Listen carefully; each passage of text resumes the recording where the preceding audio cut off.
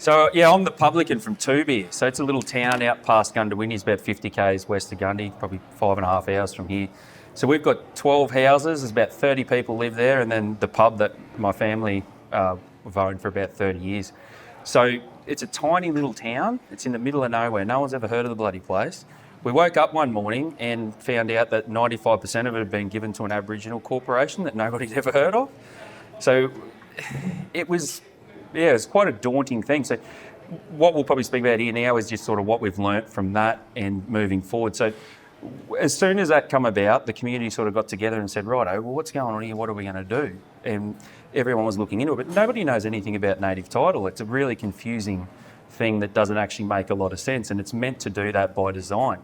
So to set the scene sort of thing, the Resources Department, the Queensland Resources Department, the Gundawindi Regional Council and the Bigambul Aboriginal Corporation have been speaking about the future of our township from 2009 till last year in secret. So they actually didn't bring anything up with the public. They passed a heap of resolutions, there's 5 or 6 of them there that make all of these steps happen, and every one of them was done to deceive the public so nobody actually know anything about it. So the thing that obviously really annoyed everybody that lived out there was it locked us out of our creek. So there's a hole that was man-made by the council, like the government built that, weird up a river to put the water in, and that's the water for the town. So if you want to go fishing, go swimming, that was your thing. We had a town common, it was there as well. So that was a thing that should have been protected. So this transfer of Toobeah has come about due to an Indigenous land use agreement. And what the part where the Toobeah Camping Reserve gets given away is, it's the land back component of treaty. If you understand how the voice, all of that process goes right from Kevin Rudd, Kevin 07 with his sorry thing right through. I'm not trying to be mean to anyone. I'm just like, that whole thing's an actual process, and it's been delivered in Toobeah or Gundawindi right from the beginning. So that 2009 onwards, every part of this process has gone through here. So it's pretty hard to sort of describe it. The council sort of puts a resolution out, and then the state government actually considers that the community's support and enjoyment of whatever that resolution is. But if the community doesn't know about it, then how does anyone ever have a say? It's just disgusting. So our town was created in 1906 as part of a railway expansion out west. So 617 acres was resumed to build the township. Boom, little town in the middle. That's it. Camping reserve all around it, like every other town is. They've come back after the fact with the connection to country that they're stating from 1920 to 1964, which is within the trustee period that the council actually held that land in trust, so 1906 through to 2024. So their small period of 40 years, 60 odd years ago, that supersedes the rights of every person that lives in that community. So this transfer is not actually done, it's not part of native title as such, it's the Queensland Aboriginal Land Act, so it's administered by the Queensland government. It's really, really scary because it sort of ties in with the native title thing through the ILUA and how all that works. But these people say on their website they come from Stradbroke Island, which is interesting with the Quokkomoda thing there. All that information was there for the government, the council, etc. They had all of that stuff there, and they decided the best thing they could do with that land was give it to those people in secret over the whole community. So, they got themselves into that position. But going back a step, in 2021, I think it was, 2023, they actually filed a reparations claim for $25 billion. So this is 800 people that have obviously no connection to the country there at all. Works out about $25 million per person that identifies as Bigambul. It's insane. So it just sort of shows you where it's going. Now, this corporation was actually convicted of fraud, corruption, or whatever you want to call it. They stole $2.2 million. $1 million is still missing, and this is at the same time the native title rights were given in 2016. There's nothing that people can do. There's no one you can go to complain about this. If politics doesn't want to get involved and fight this for you, you're sort of screwed. It's really bad. They've probably spent enough money there. It'd be a couple of $1 million trying to give our town away. Now, our town doesn't actually have sewage, drinking water. We don't have a swing. We don't have anything. There's nothing there. So now they've put our town down to 10 acres, which actually makes it the smallest town in the world. There's no other town that's 10 acres in the whole world. So a lifestyle block in Goondiwindi, where a family of 5 might live and have a horse or something, that's bigger than our whole town. So it'd be really hard to, like, as the state government or the council, to say you did the right thing by the people.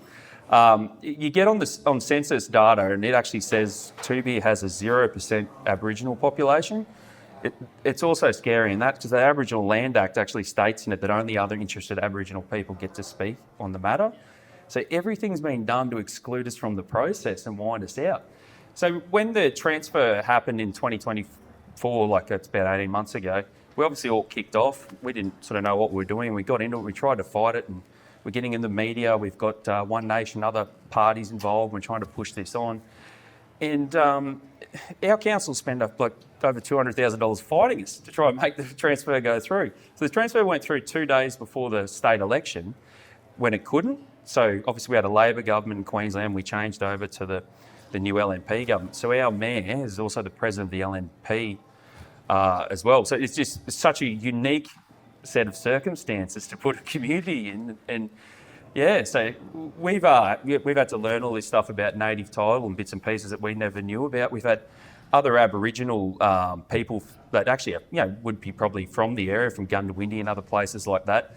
They've approached us and asked us to help them. So we've been working with more Aboriginal people than anything. It's actually probably brought the community all closer together than anything.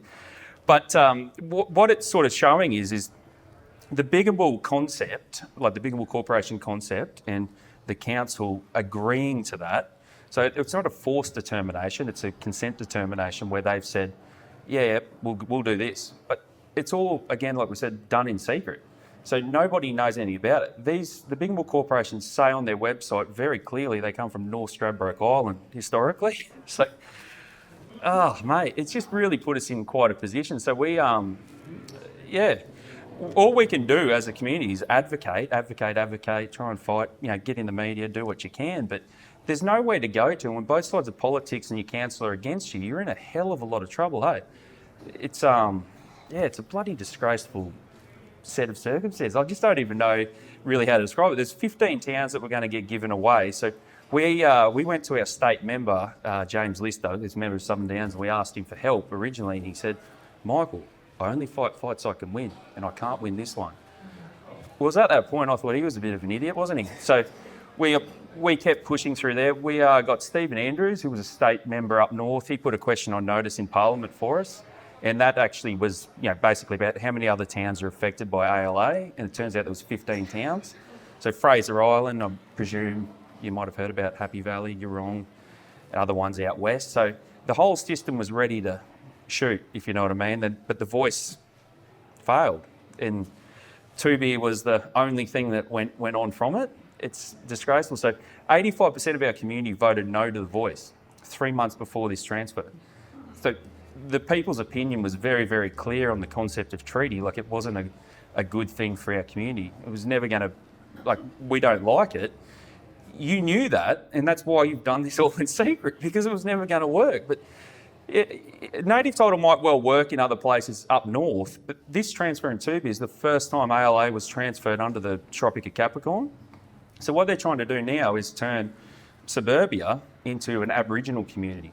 So we've got Bigambul signs and crap all around the community. Like on your way out of Toowoomba, you'll see welcome to Bigambul country. If we do a welcome to country, if that's what you're into, well, you'd be doing it to them, but they don't come from there. They say they come from Stradbroke Island. So the whole concept of delivering a tourism plan and involving the Bigambul, you'd be defrauding the whole world, wouldn't you? You're not telling an accurate story. And what we've learnt through the whole fight of this is they're gaming the system, they're manipulating legislation, they're buggering around with stuff here and there to try and make it all work. So an interesting part about that creek I told you about just before, what's called the pump hole is what we call it. The Bigambul call it Turtle Bend. So they just made this fabricated thing up and said, this is a sacred place. Well, it might be really sacred, but we built it. I'm absolutely baffled of how that's a thing. So then they went on with other parts of it. Was your graves, like your ancestral remains or whatever. So they reckon some of them were there. Well, it was actually two stillborn twins born in 1931. It was a flood. They couldn't get to town, so they were buried there. So the Biggenwell actually got to Toobeah as part of Labor. So we had Labor camps, et cetera, all through the bush where you go ring barking, doing those kind of things. The Biggenwell started out, I think they've had 3 different cracks at least at who they are. So their apical ancestors have changed a handful of times. They're not even the same from the start. They just go and, oh, that didn't work. I think they've probably had about 8 cracks at native title, like federal court. All of them have failed except the one where the $1 million is missing. No one's going to ask a question about it. But the whole thing is it's voluntary. Our council voluntarily did this, and then they got trapped in the process and just kept going. Next minute, we've lost our town. It's just insane. Look, honestly, it's like Groundhog Day every day you get up. You're like, how is this still happening? Like, we're being punished for being white. But the Act says we can't speak on our community.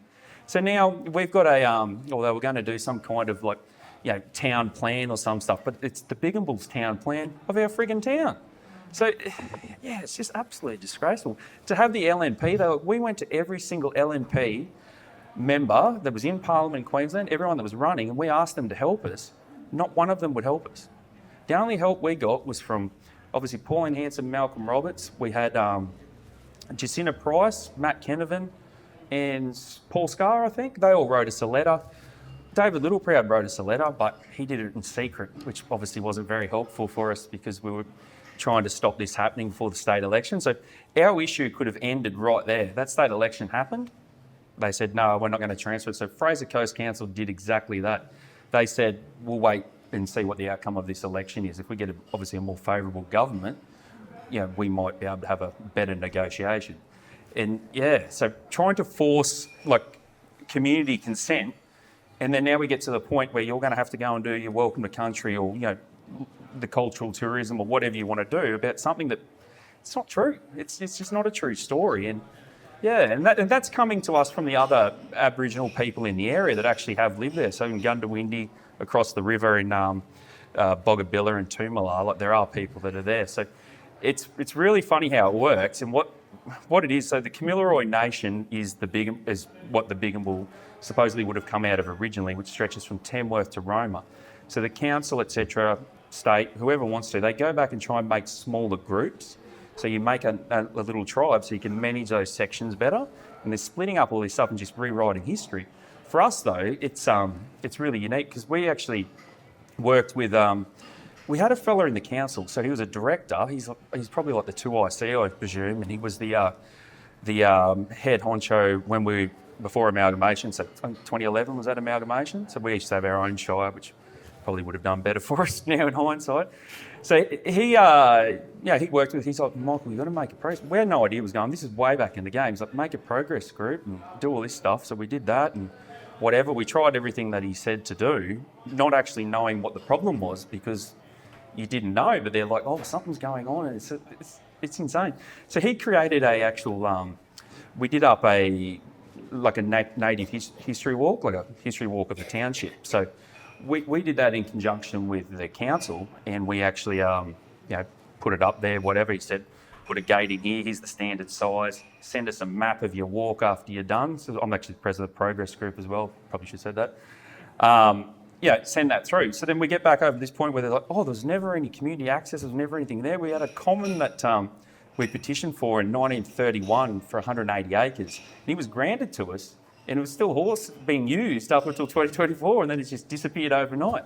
So we forced David Littleproud, actually ran against him in the election with the Libertarians just to get him to say something. And we did in the last bit. We got him on Chris Smith, and we sort of talked with Chris Smith a little bit beforehand. I went on his show, and he got him to sort of throw the council under the bus. So basically everyone's thrown the council under the bus, said you haven't represented your community right.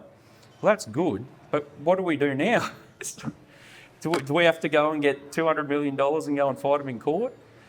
This is really, really bad. If you look at what's happening in Toobeah, look at the process of all of this, and then look at your home, look at your backyard, look at your park, look at your beach, look at every aspect of your life, but then look at the $25 billion reparations claim. that works out, I think there's 5,600 rateable properties or something in the area. It's like $2.5 million a property. So if you put that across the whole of Australia, which is what's going to happen, like these guys, a lot of the the people that are way far end into the Aboriginal industry, they want 360 independent nations in the country and Australia. But they want to use our infrastructure and us to pay the process the whole way through. It's pretty disgraceful. So for our council now, like they're say that when they fix a road that's 100 years old, they're getting cultural heritage surveys on the road that already exist and having to pay that money. And they're getting bled dry. So the reparations claim, to me, probably looks like a bit of a force over here and deal over here kind of thing. So it's, we're going to go really, really hard here, make you negotiate there. And that's what they've been doing, is going around sort of doing that kind of thing, bullying people. Because when they get money for free from the federal government and obviously local councils and don't get that, it makes it really easy for them to fight because everyone just collapses. Obviously, like our council did, they just gave up and said, oh yeah, whatever. Next minute they've given the town away. So, yeah, it's precedent setting. And that's the bit that should really, really worry everybody, is the precedent in Toobeah. It's the first time this has happened. It's the first time. This is absolutely insane. And it's 100% non-Aboriginal community that's just been turned into an Aboriginal community. So our town's in the centre of all of this. So you imagine what that does to our property rights, our value, the value of our thing, like wanting to resell, wanting to grow. Our town doesn't even have sewerage or drinking water. We don't have a swing. We don't have a park. We don't have a hall. We don't have a church. We just have a pub. The post office is in the frigging hotel. They've spent enough money like trying to give this land away to give us sewerage, give us drinking water, but they could also do it for Bungunga, the only other town that doesn't have it. It just shows you how worthless you are as a person. They don't even think of you. They don't care.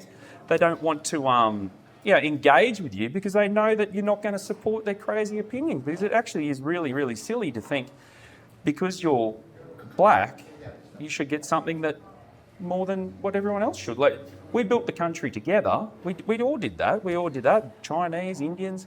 There's more Chinese people out in Toobeah before the Big and Bull got there. Back in the old census in the 1800s, there was about 50, 60, 300 of them or something in that area there. So it's just a convoluted thing where they're going to keep going and picking up little bits and pieces. So America did really well with it. They capped it, I think about 1934. If you didn't exist before then and you weren't recognised, you're done. And that would be great because we'd be sweet, because the Big and Bull didn't come into existence till about 2000, I think, or something like that. So the original person that created the Big and Bulls actually, they supporting our town, like they want to see the right thing done for us, which is really cool. And so do some of like the other people. I think a lot of people are actually starting to see that maybe this has gone a little bit too far. Like, where's it going to end? And at the moment, if the state government and the council don't come out and start to sort of explain this to the ratepayers and the people and tell them, like, this is what you're exposed to, this is your future, and they just keep doing these little bits and pieces in secret, it's going to end so poorly. Like, what it's probably done in our community, like the biggest story to happen in that Gundawindi region's this. Like, it's insane. There's 17,500 people following me on Facebook. They don't know Toobeah, you know what I mean? Like, they just see this story and they're like, this is insane. Like, how can you do this? So, yeah, but to fight that has been a very unique experience because you're called a racist straight away. As soon as you say something, you're a racist. Now, what the council did, which was a genius move, I'll give it to them, we forced a meeting. We had 150 people turn up to a meeting. We forced them to have, they weren't even going to talk to us. They turned up there with the Big and Bull. We're going, oh, Jesus Christ, can we just have a bit of a chat about, like, we don't need to talk to our new overlords. And anyway, yeah, it's just so disrespectful. The Resources Department's role in it, and they really did make you feel like you're a colonist. But that terminology and stuff you might see on the internet every now and then where people are, you're a colonist, white, all the bad things they want to say about us all. That's the mentality that was doing this to us within the state government, and it probably still exists in there. Like, the Aboriginal Land Services was a department designed to give land away. So our biggest roadblock to fighting it's been, like I just learned earlier there, but the misinformation between the Queensland Aboriginal Land Act and native title. So the Gunnery Regional Council's tried to confuse everybody into thinking this is something to do with native title. This is a thing done in Queensland by the Queensland government. It could have easily been reversed, could have been stopped at the time. And yeah, like, why? Like, they've dumped the pathway to treaty. They said, we're not going to do that anymore. They cited the voice result as the reason. Yet here we are. It's all still going on in the background. There's other chats going on. I really do worry for it. And I think if people could understand how important the Toobeah and the Biggermore thing is, it will unwrap the whole show. They didn't exist there first. They say they're from North Stradbroke Island. Their connection to country is 1920 and 1964. They've asked for $25 billion in reparations. Everybody should be really, really concerned. Pull that apart from where it is now back to the start. It'll unravel the whole thing and explain it to the entire of Australia of what they've done to deceive us. It's really scary. The terminology is the same used though in Canada, America, New Zealand, wherever you go. They use the same words, the same process. It's right there in front of us. We could just look at it. You can look at it on the internet right now and go, geez, are we pretty stupid, aren't we? Like, yeah. We have Thanks, guys. Q&A at the end. Thank you. Oh yeah, cool.